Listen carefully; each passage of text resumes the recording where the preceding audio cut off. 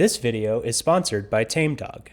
Are you tired of having limited options and questionable quality when sleeving up your best decks? Worry not.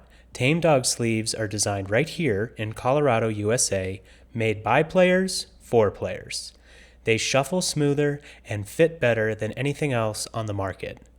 A portion of each sale goes towards helping animals in need, and you can use promo code EBAM to save 5% off any order when you check them out at tamedog.store.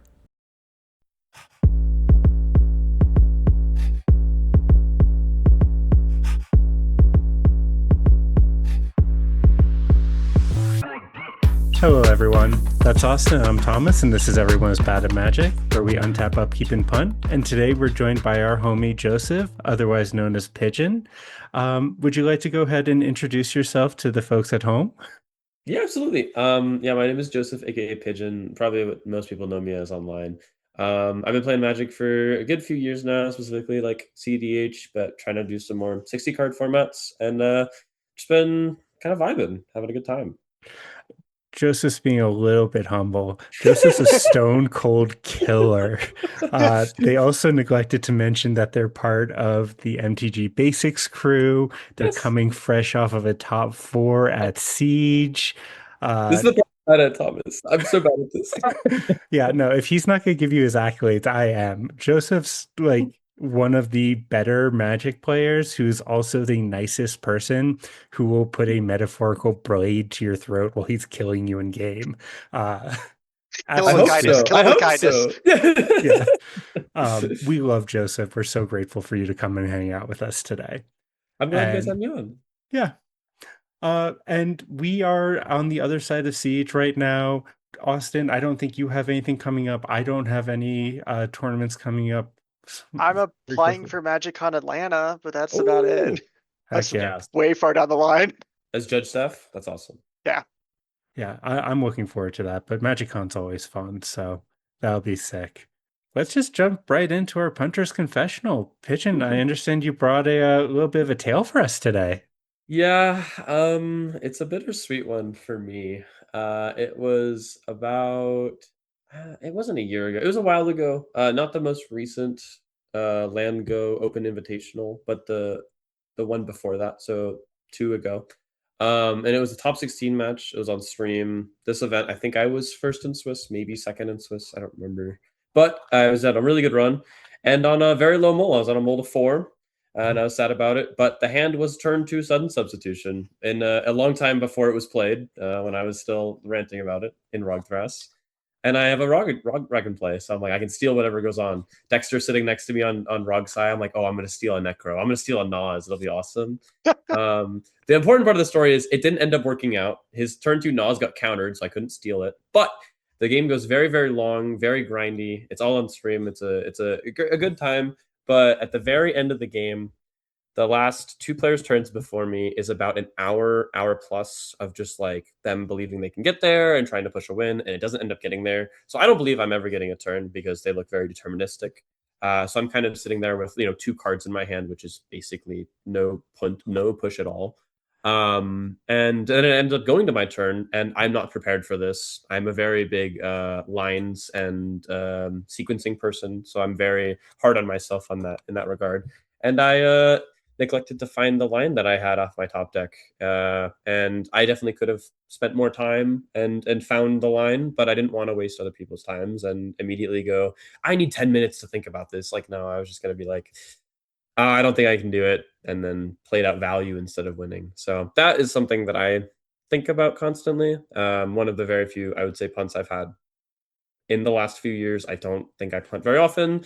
I'm again very big on lines and sequencing, so I'm sad to have missed that. But it is something I've improved from. So yeah, Practice Hey, makes perfect. you learned exactly. from it. That's what's important.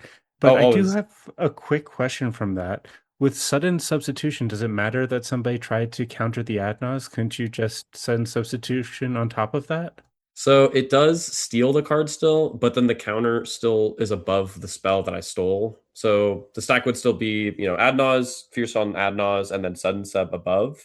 So it would resolve. I have control of the Adnaz, but now there's still a Fierce on it. So it's like a So you counter. would have had to do it prior to the Fierce. Well, that, Well, and then they'd still have Fierced it after, so unfortunately it didn't matter. But it would have been super sick to have a turn 2 ad Nas on my Moldafor in Rug Thrass. I would have loved that. That part's one of my favorite stories of like, dude, I would have got him so hard and on stream, and then everyone would have been playing that card so much longer ago. I mean, it's made a resurgence. That It card's has. so cool. It's so sick. I love Split Second, and I think that card is very interesting, specifically of the Split Second cards. I absolutely adore it. Yeah, it's sick.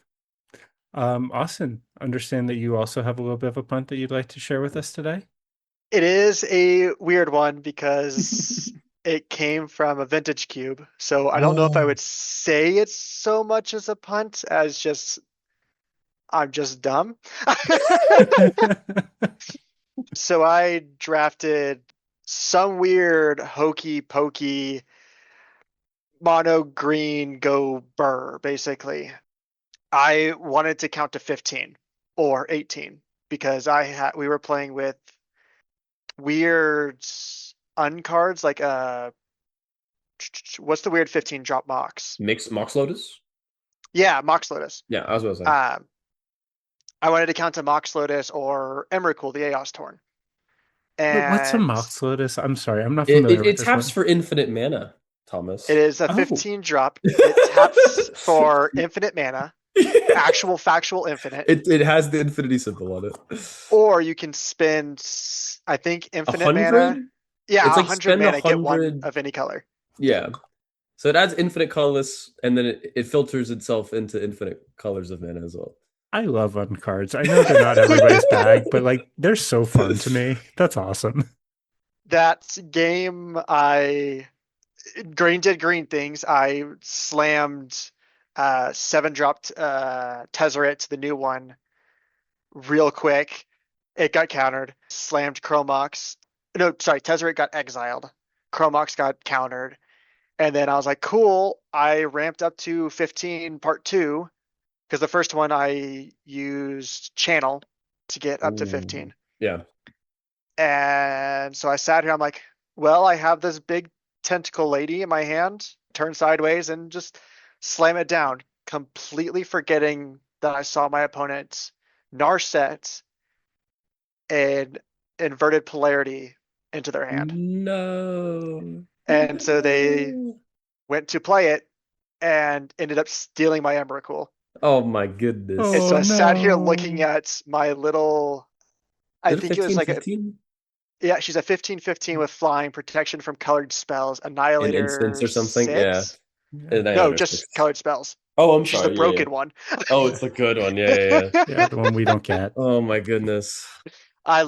She's my favorite Titan. But yeah, they won the flip, took my Eldrazi. I got an extra turn, played Birds of Paradise, and good game. I guess you got it. Yeah. Because I was Sometimes like, you that's just 6 explode. life. Because I Yeah. channeled the turn prior. That's a good one, Austin. Yeah, port states are easy to lose track of in Cube a little bit. Definitely. When you get so tunneled on what you're doing Oh yourself. yeah, I just wanted to play big tentacle lady. You can stop calling her that. It's a family-friendly podcast. Spaghetti monster. It's a spaghetti. Spaghetti monster, monster. yeah, Oh, I we're like that. Pastafaris. Awesome. Well, before we get into our main thing today, I did want to say recently, Pigeon, you hosted the Pigeontational, and I just have to say that was one of the more fun tournaments that I've been to recently. It might have also been like the highest EV or tournament I've ever ELO tournament been a part of. That was insane. That was such a cool and fun time. It was a good little. I know. I'm sorry, Austin. It was so cool though because I was not doing anything for my birthday. I don't really celebrate birthdays very often. I'm not like that. I'm not something I care about personally. And I was like, well, I guess I'm not doing anything. We could just like run a bronze event. Let's have fun. Let's like get some people a little bit of food, some drinks and stuff. And it was a really good time. And like you said, the ELO in that event might be the highest 16-person ELO of all time. I think it legitimately is. We had Jason, we had myself, we had you, we had Raul, we had Jonah. Don't include me in that. I was bringing it down. No, we had like absolute murderers. Sylvan was there, weren't they? Sylvan was there. Like we had so many people that were like I would have washed crazy out. high There's no elo. shot in hell. Yeah, And of course, lo and behold, Raul won, the yeah, goat, my favorite. And it was a phenomenal time. It was a good little a small fun event with some friends. I yeah. had a great It time. was so cool. All right, Joseph. So it's time to get started, and we're going to Yes. basically take this back to the beginning. What got you started in Magic? What made you fall in love with the game? Yeah, that's a definitely loaded question. The easy answer is back in middle school, some friends showed me some cards, and I thought it was really cool. And I, started playing, started learning a bit. I'm still, a youngin, so I'm not really good or anything like that. But So I have to I interrupt moved you a on. little Oh bit yeah. because we don't all have a concept of how old you are. Oh Around what goodness. set was that? Oh God. Ixalan, Rivals of Ixalan. Okay. Oh, I just a think baby. I know. I think I want to say maybe like a few sets before that, but that was kind of I think like the time I was getting in, Okay. like originally. But yeah, Think about I Bones, man. tried to play. We played some like like actual middle school decks of just like I have this card, so I'm playing with it. It doesn't matter. There's no like format. We're just playing Magic Yeah, cards, right? kitchen table magic, the best kind. Exactly. And then there was a few year gap of me like not being able to play. I moved around a lot. My dad was military, so I wasn't like with the same friends or in the same group or anything like that. Fast forward a few years to Dominaria is released, and I get back into it. I buy a fat pack. I open a Teferi Hero of Dominaria, the most expensive card in the set, and I'm hyped. I'm having a great time. I Um, miss fat packs. Dude, fat packs were sick. So I have actually like been playing for a while, but not like consistently, right? So that was that how I got back in, and I just started playing, casual Commander with some friends. Really nothing important, nothing scary, nothing big. But I get a little older. I'm now in high school. I'm playing more consistently, and I built a Magda list, and Magda was like something I was super cool in. I liked the one color, and the fact that she can tutor anything, right, is just so cool to me. And it just got to a point of me playing against people and them saying your deck is too strong. Like you're just playing a better deck than us, and I don't think you should play with us. And I'm like, oh, that's fair. I respect that. I'm sorry. I'm not trying to like pub stomp or whatever. So I just kind of started looking into cEDH, and from there it was just an upward slope of continue playing cEDH for a very long time. I want to say MH2 was when I started playing somewhat seriously for Okay. cEDH. Because you brought up Magda, and Yes. when I met you, I associate you with being a Magda pilot. Like, Yes. um, I Like actually the have premier a Magda pilot.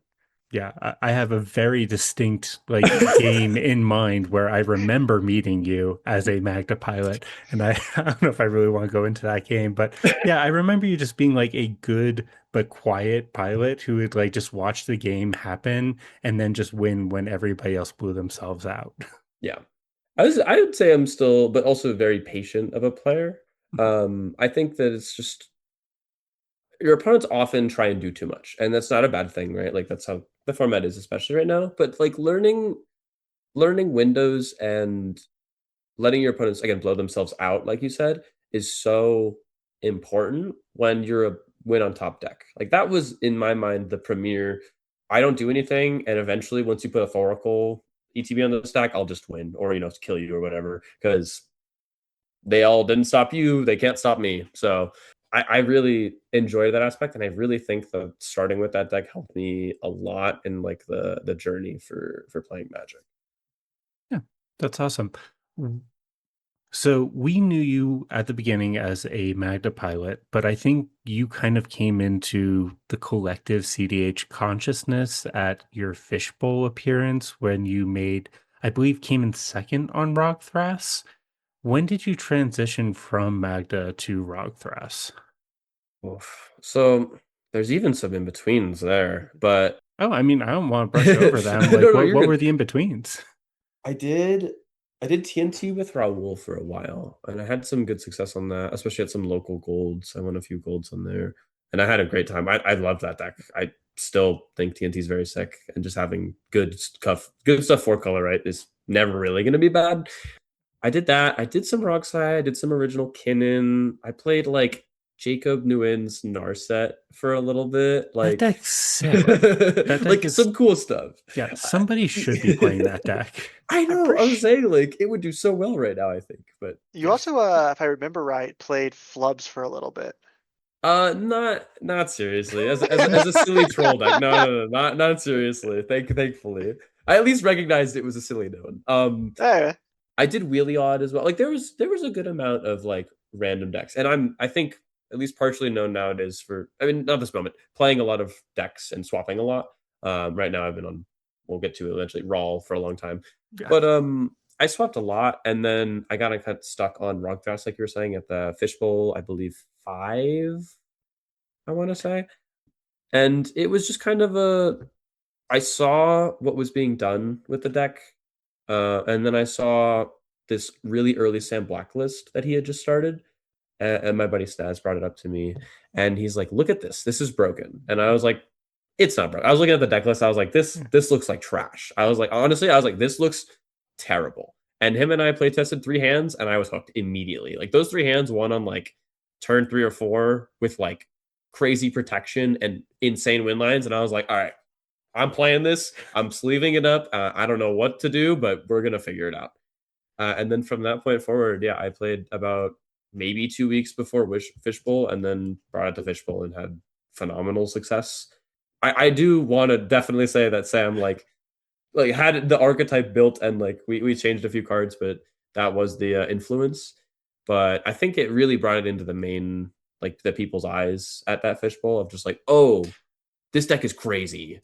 Yeah, I mean, at that point, like, no shade to Sam at all. He's a Hall of Fame player, like, nothing but respect, but he was hiding his deck list. Like, Yes. people didn't really realize that was Sam Black's list. Like, you No. were the person with the published deck list. Yeah. So Pigeon was And the Rog Thrass player. and he definitely again has like had a lot of accolades on it, and but then the thing is again hidden it. So the fact that we even found a list early on was pretty cool. But we had heard like the rumblings and rumors of like, oh, he's doing something really cool and no one's doing this, and we're like, again, I was really like, like I don't believe it. And then yeah, I think once a Boro Breeze Caller got found and like actually tested and played, it was just like it was a whole different ball field. Like you're just playing with a different set of cards. Yeah. It was It gross. revolutionized it. Like, Rog Thrass Yes. was a deck before that, but it was a completely different deck. And it just, it did not function fundamentally the same. And quite frankly, was not nearly as good. So, Yeah. I do remember pre-bans, the Dockside Rog Thrass list of you just going Cloudstone Curio, cast ew. Rograk, bounce Dockside, bounce Rograk, bounce Dockside. Well, there's infinite mana and I have a Thrasius. GG. But even that deck, I don't think saw that much success. Like some, no, because it but was fighting with Dargo Thrasios at the same yeah, time for like the same player base. And quite frankly, I think that deck is a lot better than I that don't old know if that Rog deck was Thrass. much better. Yeah. There was just so much when even Nadu was legal, right? Like that it just couldn't compete with. But then afterwards became a lot better. And you were working with Wounded on that Nadu and Rog Thrass list, if memory Yes. serves. So him and I, when Nadu got leaked, immediately, like the second we got leaked, we called each other and we are just like, dude, this is like what? This I got actually printed? remember What? hanging out at I remember hanging out at an IHOP with, I think it was you, Sylvan, and I, Yep. all just hanging out at the table trying to just brew this naughty list also a little bit. I Yep. thought you And were so crazy, many but cards. it got banned. I still don't think it deserved to be banned, but like No. the card Not cEDH. fundamentally, right? No. The card fundamentally though is disgustingly broken. Oh yeah. And yeah, so him and I worked on that. The fun part is actually it was my buddy Snaz and I who worked on Rog Dress together. I didn't really talk to Max about anything for Rog Thrust until very later on when he got back into it and was like, "How does this deck work? I don't understand it." Because the same thing I said, right? I was like, "This doesn't look like it's good." And then I was like, no, it's good. You got to try it. And he's like, oh, same thing. He's like, oh, no, this is good. You're right. Yeah. This is disgusting. But it was mostly Stas and I working on the Rog Thrass list, but definitely Max and I worked on a lot of Nadu. Yeah. I mean, I miss Nadu in the 99, honestly. Turducken was Yeah. such a fun list. Oh, yeah. So what led you away from Rog Thrass and more? I guess you said Ral is now what you're on. Yes. I've been playing Raw for a while. I Yeah. think My biggest problem with current Rog Thrass is the deck in its peak, in its prime, was like misunderstood. Again, like, and no one knows what you're doing. It just looks like you're playing some bad cards, whatever. So you can get away with some crazy wins and some crazy lines and some interesting interactions people don't know about, right? Like a Boro, and they're just like, oh, that looks okay. And then you put a Talon Gates into play, and they're like, oh, we're dead. We don't know that. That works, right? The gotcha factor was gone after a few months. And I really was just like, I am not resolving the things I used to resolve. I can't get the value because I understand how my deck works. So I didn't think it was a good call in the meta. And I still don't think right now it's the best. I don't think it's that great. I think it's fine. Like it's a good, consistent, like, big mana, do the thing deck. But everyone knows what you're doing. So fundamentally, it's going to be worse than when no one knows what you're doing. And that's really why I swapped off it. Specifically, Raw has been just because the deck can like very consistently turn two, and I have very little problems doing that, even with backup from your opponents. So I'm just continuing to do so until I have a reason not to. And it's felt very good. I think we'll get to it in a moment with Siege. It also has served me very well, very often. So I'm not looking away from Rog Thrass anytime soon, at least. I maybe with some ban or unbans, but I mean, you said it yourself. You're a big sequencing person, and Raw is probably the ultimate sequencing in lines deck. But please correct me if I'm wrong. It also feels a little bit like the coin slot deck in the format, yeah, where you're some of those mulligans are you're just putting that coin, putting the lever and seeing yeah. what comes out. There's a 7, there's a jackpot button, and then there's a queen of spades, and you're like, that's not anything. I guess I'll go again. And The mulligans are the problem, and that's, I think, the only thing that holds it back from being best deck in format. Besides that, it's still crazy consistent. Even on my 3s and my 4s, I can present a turn 2, turn 3 win decently well. But you do have to overcome the mulligans for sure.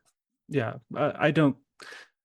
I don't think it is crazy to say that is probably the fastest deck in the format. I mean, some can argue that it's Rogsai, like, and there is that argument for sure. But Ral is definitely in that conversation, I think so and as it well. is probably the most resilient, I would say. Oh yeah, you just have so many dig spells. Like Rockside can only run so many payoff spells or tutors, right? Like the tutors are fine, but they'll also get countered. Mhm. Who's countering my Ren's Resolve? Like, be for real. Like, Yeah. I'm at 0 cards and I top deck Ren's Resolve.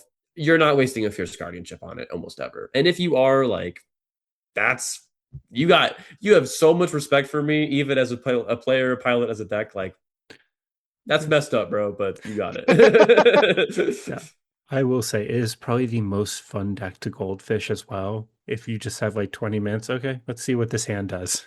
Yeah. And it'll take 20 minutes to resolve, but Oh yeah.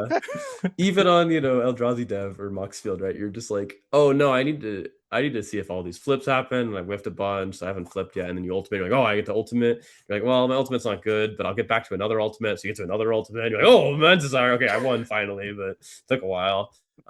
It's not an easy, like, oh, I got Thoracle Consult. Yes. yeah. It's Manual I mean, Storm, right? it's not even like breach. Like, oh, Oh my no. breach got exiled. Oh no, what do I do? It's like, okay, I'll go to my next line. I'll let you in on a little secret. You might already know. I'm considering cutting Underworld Breach I don't from my blame deck. you. I feel I like don't blame you either. reiterate is like A lot better. a lot better, and yeah, like it actually works with your ultimate. So I Yeah, mean, for anyone who doesn't know, I guess the backside of Raw, when you have 6 instant sorceries you've cast this turn, you can flip it or exile it and return to the backside. And then if you -8, you get 8 top 8 cards for free, but only if they're instant sorcery. If not, they go to exile. So like you're saying, Thomas, if it's like an Underworld Breach or some creature combo you need, they get exiled forever, and you don't get them. Like Lion's Eye Diamond or whatever also gets exiled. So you only get the instant sorceries from them for free. So you often need something like Reiterate, something like Grape Shot, something like Witch's Mark to be able to outlet and actually get to an infinite board state or semi-infinite board state, which is kind of difficult sometimes. and that's not the only downtick on the backside of Raw that's relevant, weirdly.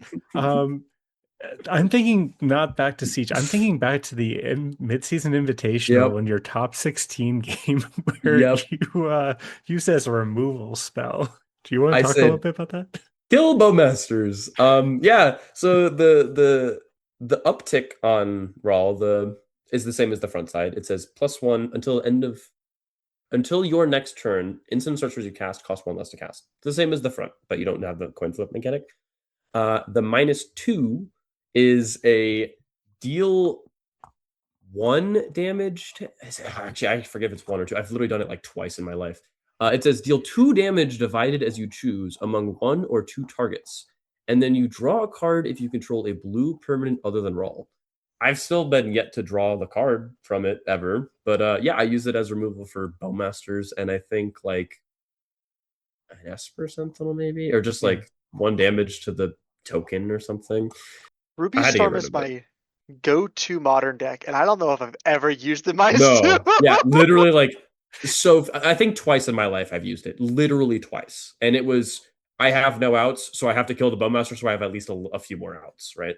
Like if I top deck a wheel, I die if there's a bowmaster. But if not, maybe I get away, you know? Yeah, it was a very funny situation, and it actually ended up getting me later on, like a way later point, helped me get the game. But unrelated to me mostly. So it was a silly one. That was such a fun game to watch. Oh my gosh, yeah. Like It's so funny that, and it's not at all Grant's fault, right? Like the deck does weird shenanigans and has a lot of flashback spells. So I think the fact that he thought that I could either produce some kind of win with my graveyard in my or my library in my graveyard or something like that is very fair. If you don't know the deck list and you're not familiar with it, like I don't think there's any in his local meta, right? Why would I give the graveyard deck his entire graveyard to use? Like that seems potentially very bad. And if I have any instant speed things, he could die in my upkeep. So I don't blame him. I don't think the decision is crazy. Well, it is obviously ultimately wrong to not mill me out and try to beat me to death with a Crom. There's nothing not well, knowing that you can really do. I mean, they only had enough cards left, I believe, to mill out 2 opponents. So Yeah, it was exactly. leave you or someone with resources more than 1 card in hand. And Yeah. I had 1 card in hand, so it seemed right. Yeah, crazy game. Well, as fun as it is to talk about cEDH, I actually want to talk to you about something very specific today, Joseph. Yes, I'm happy. And I'm happy to hear this. it's 60 card formats because I mean, we all love cEDH, like don't get me wrong, but we're also Do we? kind of really shut up. uh, I mean, Austin loves to judge Legacy and Modern. I know he plays Modern. I'm really pauper pilled and I follow Legacy and Vintage very closely.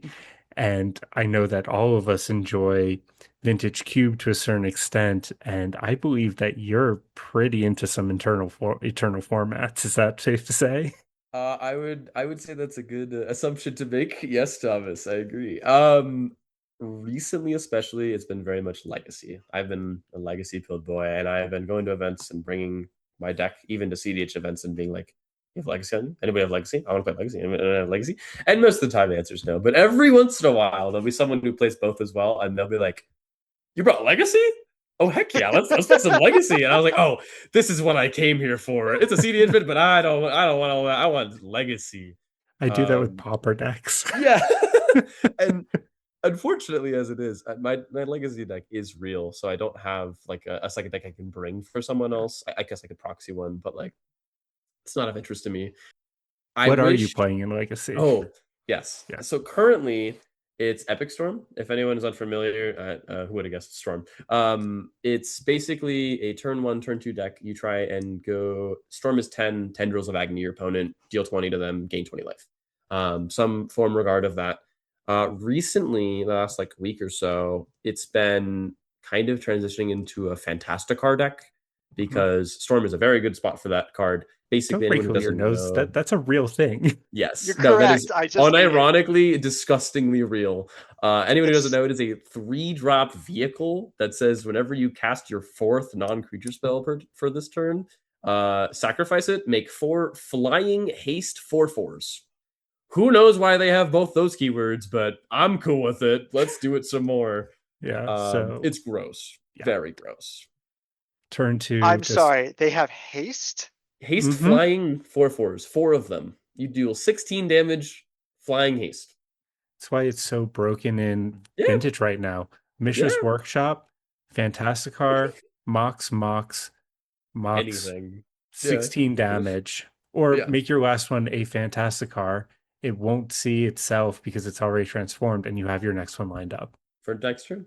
Very Yeah. quick caveat. I played my first games of Vintage last night on Moto. I'm going second, and there's a turn 1, what's it called? Chalice of the Void. I say, okay. I win the game on turn 1 through Chalice of the Void on 0. Glaring Fleshraker plus Fantasticar sure does kill you. Disgusting. Absolutely disgusting. Yep. Wait, are the 4/4s colorless? They're colorless. Oh, they're colorless, all right. Ah. They're artifacts too. All right, Pigeon. We need to talk after this. No, that card is so gross. And the Fantastic card in Obviously. Vintage right now is like the backup plan because your saga is just ticking up the whole time. If you don't get off immediately, like you're going Fresh suck. Racer can just still do its top plan. So this is just great. Glaring Vintage and Legacy Fleshraker are so cool. is my favorite card printed in so long, and I want to find a niche for it in cEDH because that's all I play. There's like But- Sensei's top things you can do. Yeah, but it's bad. It is pretty bad. There are decks that can play Glaring Fleshraker though. Wheelyard can play it. Wheelyard is very cool. Sorry, what did you say Right. can play it? Ulalek. Oh yeah. It is a combo piece, I believe, in that deck for a lot of the combos, but yeah, very, Oh. very sick. Yeah, I was gonna say Zuladoc, but Oh, also Zuladok, yeah. Caveat, Anyway. I needed 4 Fantasticars for tomorrow at Weeklies, so I bought 4 of the Precon because the price I pay for the Precon is almost the same as just the Fantasticar. It is $40 right now. So Jesus Christ. yeah, I kind of had to do this instead. that's oh silly. man. Yay, magic. Thank God for store credit. If I don't know of another cEDH player that would say they bought 4 of the same Precon to play in an Eternal format this week. Probably didn't happen very often, so I think it's hilarious. You might be the only one. Yeah. So in Legacy, you've been playing the Epic Storm. Have you played any other decks, or is this like your baby? It's pretty much my baby. Again, because the deck is real, and goes for a lot of Legacy Vintage players. Once you make your real deck, like there's very little swapping off. I feel like some people have the resource and the money to like buy multiple decks or have play sets of cards that just work for many formats, so they can swap around a little bit more. The thing with Storm is it doesn't have a lot of crossover into other decks. Like I'm playing 4 LEDs, 3 Mox Opals, 4 Lotus Petal, 4 Chromox. Like that isn't really a Legacy staple, right? Like you play a lot of those cards, but you don't play that many and not all at once.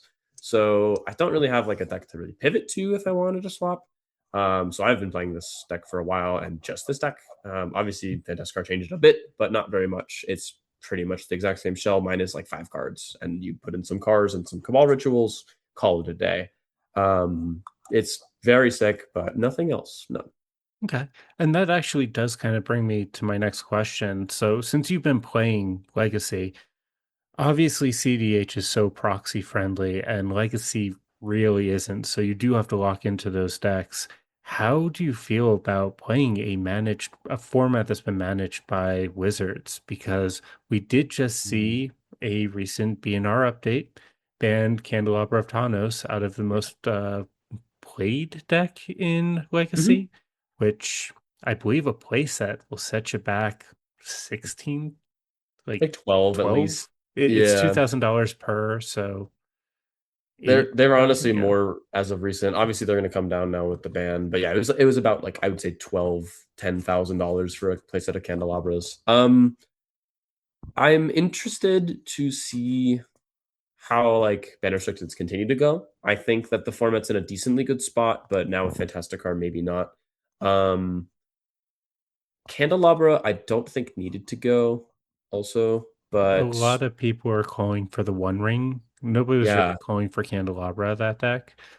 I And think that or obviously, Planar like, Nexus. yeah, maybe. Yeah. I guess more so what I'm saying is like, how does it feel playing in a format that has a actively managed ban list? Oh Because yeah. even if we're ignoring the most recent one, because I doubt too many people have a full set of the Yeah. candelabras, but we did see Entomb banned out of Demir Reanimator, which was the Nadu. biggest deck out of the last 4 years, Yes, yes, yes. and that nuked Underground Seas, which that was the biggest deck, the most played deck for a long time. And there's not really a Demir deck that's been the heir apparent to that. Like popular is Demir right now, which is fine. But I think to get your point, I'm very interested to see how they hold up the format. Again, I haven't been playing that long. But most people who play Legacy have been playing for a very long time, right? Like even playing maybe since it was even called 1.5, right? I For I'm those who curious. don't know, Vintage Type one, is type two. 2, Standard is 0.1 or 1, I think it's the Legacy other way bridges. around. You sure about Is that? it? Or maybe not. No, either way, it's like one, Either two, way. and then Legacy was 1.5. Yeah. Yeah. So that's what's wrong. But I think to see how they'll continue to do it, at least that they're giving updates and seeing feedback Mhm. compared to, and this isn't calling out cEDH, to see compared to us playing cEDH a lot, right? Mhm. It's I think better that they're trying things. I just don't like when a format doesn't try something. I've also been playing a good amount of Modern recently, especially the last like 6 months, and they changed some things like Flage as well. But they're trying things, right? I'm more interested in formats that try and either learn and say, hey, we made a mistake and unban it, or say, no, actually, we think this was a good idea and maybe even further ban Tron or whatever it may be to Mhm. see some further progression to the format. Yeah, I'm so the flip side of the coin that I just kind of offered you is recently they also banned Undercity Informer from the Usal Spells deck, which was widely considered a toxic deck in the format Mhm. because it Yes. was just a turn one coin flip. So uh, I definitely could see why having a actively managed ban lift could be a boon, and something that we might actively want in our format cEDH as well. I would say so. I Personally, I would say so. Go ahead, I Austin. know. no, I was just going to agree. Yeah. I may or may not have been one of the people who is most outspoken about banning Ristic Study. But I don't think it's for no reason. I'm not saying it because I think that the card stops my deck, right? I'm saying it because It's it toxic. causes problems. It's very toxic and causes problems not only to decks but also to tournament organizers and Hmm. to round timers and to Mhm. stream games and to player health and like literally everything. I don't need to make that about the everything this video is about though. I'll concede It's okay. You can have your soapbox. I'm not too mad at it. that. I fall on a different side, but for different reasons. I'm happy to have that conversation with you at some Yeah. point. Um, but I do want to skip or keep on 60 card formats because Jeez. we know you're playing Epic Storm in Legacy right now, which is sick. But if I remember correctly, you also are a bit of a Tron player. Yes. Not specifically for Legacy. It was for Modern. But I'm a big Tron head. The deck I played besides Ruby Storm, shout out Austin, was Tron, and I really did enjoy it. I think it was also in a pretty good spot a few months ago when I played it. I really enjoyed just like, hey, here's an Ugin turn 3, and they're like, oh, that's an Ugin turn 3. Exile my thing, make mana, exile some other thing. Like that play pattern is fun as heck. I love it. I also love slamming big dudes and going cityscape leveler or whatever it may be. Very, very fun. But not in Legacy. I haven't been able to, unfortunately. Okay. I need to see if I can get you to try out Tron and Pauper. It's a very Oh, fun deck in Pauper. It is also a turn 3, turn 4 deck, Hmm. but it is a combo deck. interesting. So you still So, get Urza's Tower Mine power and yep, Power. sure do. Oh, that's very And you It's a interesting. get I've never junk Expedition thought about deck. buff. that. Yeah. Oh, and you get expedition maps, so you still get it turn 3. Oh my gosh. Oh Hmm. my gosh.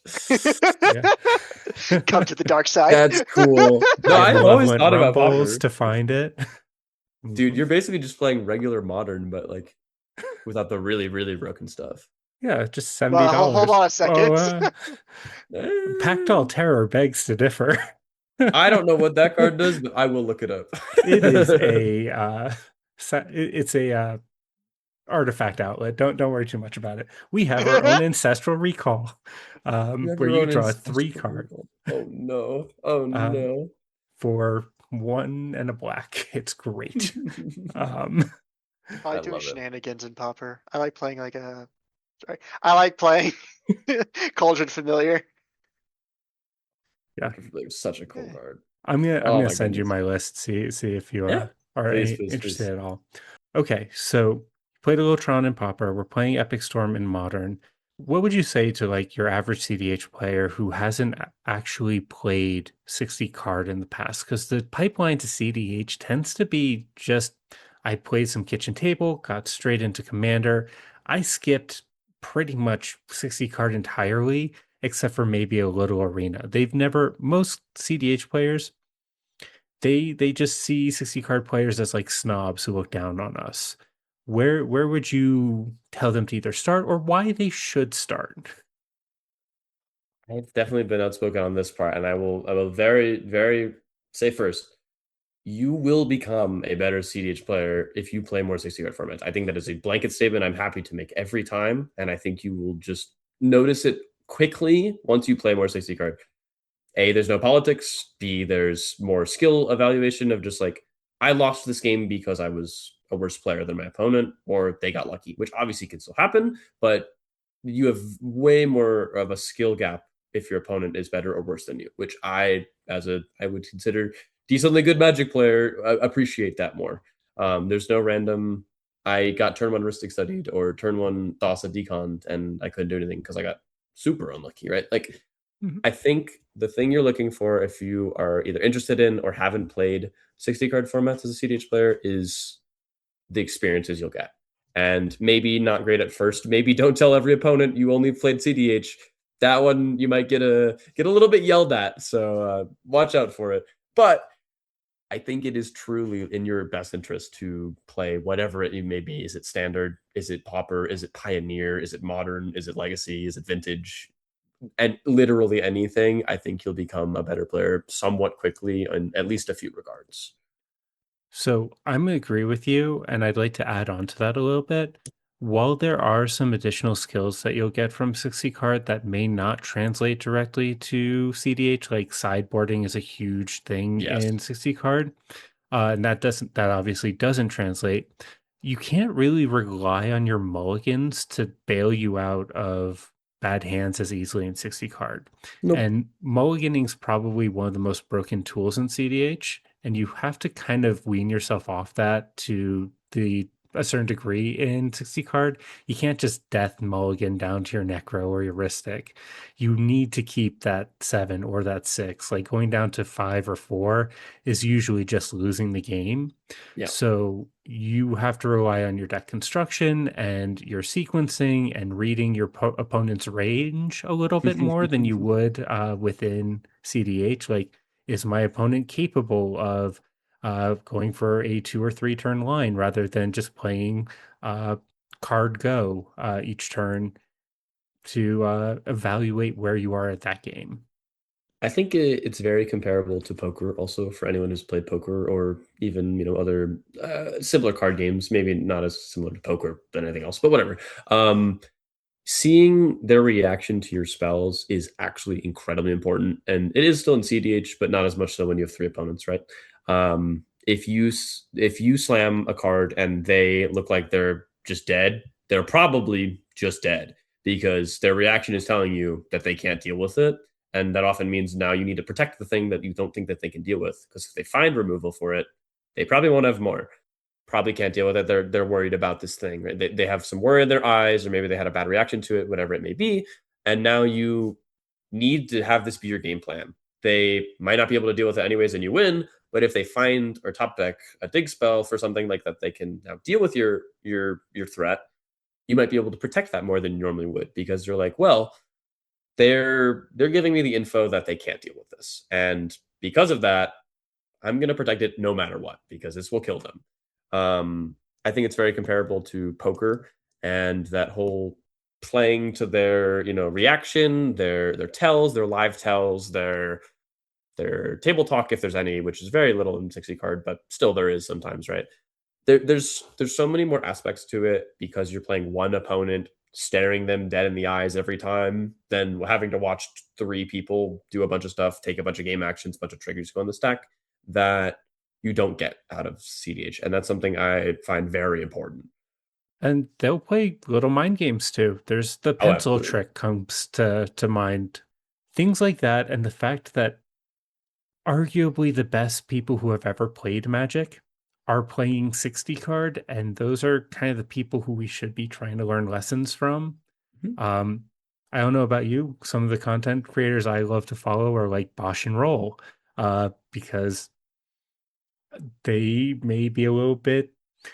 I mean, that's somebody who like I would love to talk to on this type of show someday, because they are constantly not just evaluating their own deck, they're evaluating everything that could possibly come up for their opponent and for themselves. Like they speak a card into existence as like, this is what I am playing towards. Yeah. And that's a lesson that I could take to my games, even in cEDH too. So I think there's only one that really stands out to me, and it's limited level ups. It's more of a draft channel or like a sealed channel, but he does a very phenomenal job of just seeing, hey, this normally it would be the card I'd pick every time. I tell you to pick this card, but I'm gonna try something different. So we test things and we get better at this thing because it's sealed, right? There's only so many options, so why not try it? Things like that, where you actively see like in real time, like, hey, this may become broken. And then oftentimes they're like, yeah, this was the better pick. Like this was disgusting. Like I should have do this more. And then, that card sees more play, and then different play patterns emerge. So I really appreciate the content like that, where you get different inputs and different, you test different things. That's something I'm always striving for. I'm like, well, what about this line? Like, what if we've never done this? I've never tried this. Why don't I try this? And then if it doesn't succeed, now I know. And if it does, I'm better because of it, right? That's something do very you important to me. do you play much limited, Joseph? Not recently. I did a little bit a few months ago, and I've been trying to do some more. I really enjoyed Final Fantasy Draft. I really enjoyed Edge of Eternity Draft. A few formats like that have been great, and I've really enjoyed them. Obviously, we talked about Vintage Cube as well, one of my favorite formats of all time. But I haven't been doing it as much as I wish I had been. There have been a few opportunities for me to go to some like team trios events or sealed events and do that with some buddies or some teammates. I haven't gotten the chance to do that either competitively or like truly enough, but I do want to more in the future. I guess one of the main reasons I asked that, because I do know that you enjoy things like Vintage Cube, is one of the things that I've just been kicking back in the back of my mind. I'm sure it has been kicking in the back of your mind to a certain extent. With your forays so heavily into 60 card magic, have you ever considered like going to PTQs and trying your hand at the Pro Tour? I've played in a few PTQs. Did I do all that well? No, and that is a happy thing for me to admit. Right, I have to get better at that. I would love to. I truly would love to, if maybe not fully swap, but like swap from cEDH into PT qualifying, or playing more RCQs. That's what I'm doing a lot. As often as I'm not traveling right now, I'm going to RCQs. Unfortunately, there's none this weekend because it's the 4th of July, but that's okay. But playing in more like recognized higher up events for 60 card is something I'm very, very interested in and doing as much as I can. Okay, so have you been grinding standard as well to Absolutely not. That is where I cross the line. I'm like, I will not do standard. I know I have to if I want to play in the PT right now, but like I am not very interested in standard. That Good. is something I'm outspoken in. I think it is very boring and silly I'm currently. glad you're a mana character. I think standard is not a format I would spend money on. But I do think Standard over the last 6 months has phased in and out of being incredibly fun and incredibly unplayable. Yes, And that is on a set by set basis. absolutely. It is currently, in my opinion, unplayable, but going back a single set, it was unbelievably fun. Going back to Lorwyn, it was insanely fun. Avatar, it Roman was was fun. great. Yeah. It's just set by set, I feel like it is as good as Pauper, as good as Modern, as terrible as Standard has ever been. So I I entirely understand agree. your reservations. Yes. I actually did play Standard for a good while, probably about a year and a half ago. I loved this mono green smuggler's surprise deck with Vaultborn Tyrants and an Atraxa. Like the deck was sick. It was very fun. But then everything kind of got, turn two, turn three, and I'm just like, oh, I hate this. Like this is like worse than modern sometimes. And Mm. it just became not fun for me. I think I could definitely be interested in doing more, but in the current state of Standard, absolutely not. It's all four color control right now. Yeah, I I'm want to I'm not go interested back in to that. Valley Flood Caller and Enduring Enduring Curiosity. Vitality, Yeah, and yeah, Enduring Vitality and Song of Toad and Taz. I want that to yes. be my deck again. But I thought, and I played against it a lot, how disgusting the Beans deck with all of like the Leyline and the Zur the Enchanter, mhm. that was gross, but at least it was you could deal with it. Like the stuff right now, I'm not interested in dealing Fair with. enough. Well, I mean, we'll see where your aspirations take you. You might have to. I hope so. I hope it's up. I mean, $500 or prize pool. I would hope so too. True. True, true, true. All right, Joseph. Before we let you go today, I want to give Austin a chance. Are there any other questions you wanted to throw Joe's way? We'll bring back an old segment. Okay. So we're about halfway through the year, right? Is there anything left on your MTG bingo card for 2026? That's funny. We absolutely stole this from you guys too. Oh, oops. I still want to officially win a large tournament. I have gotten second or third place in so many 200, 300 plus events, and it has been very frustrating. It's not something I'm like entirely all in on. I don't think it's the end of the world if I don't do it, but I would really enjoy actually finally winning a large event. I think my skill is there, and I think that I have the opportunity and deck to do so. I just need to be able to do it. And I think that's really all I have left in the mind for cEDH this year to achieve. Besides that, I would again, like Thomas was talking about, love to make the Pro Tour. I've been trying to inch more at that recently and kind of phase out more of cEDH, do some more 60 card and if need be standard shenanigans. But I would love to eventually make the Pro Tour. I think that's more of a 2027 look. But if it happened at the end of the year, I would be so happy. We'll talk. Well, I'll help you prepare. I love 60 card. Thank you, absolutely Austin. rooting for you, bud. Like, absolutely. It's always such a pleasure hanging out with you. Since the early days of getting to know you a little bit at level 7 to chilling with you in Vegas for, I think, your 21st birthday to the Pigeontational, every time we hang out is just the most immaculate vibes. You are truly one of the faces that I wish we can put on the front of Magic in general. Is there anything you'd like to show for while you have our platform? I mean, after that high praises, I don't know what to say. I thank you, Thomas. I really do appreciate that. I try my best. I think I have some flaws and some things to work on, but I try and do everything I can to be nice and to be kind. So I really appreciate that. No, I'm in a great spot with this podcast and having a wonderful time.